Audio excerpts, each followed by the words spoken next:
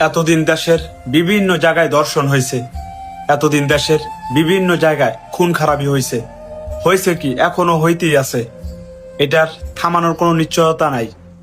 এখন আবার দেখি একটা মেয়েকে প্রকাশ্যে অপহরণ করার চেষ্টা করতেছে।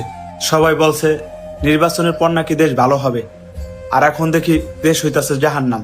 সবাই বলছে দেশে যদি মোল্লারা ক্ষমতায় আসে তাহলে দেশ হয়ে যাবে কিয়ামত, আর এখন ফেরেশতারা ক্ষমতায় এসে দেখি দেশ হইতাছে বড় কিয়ামত।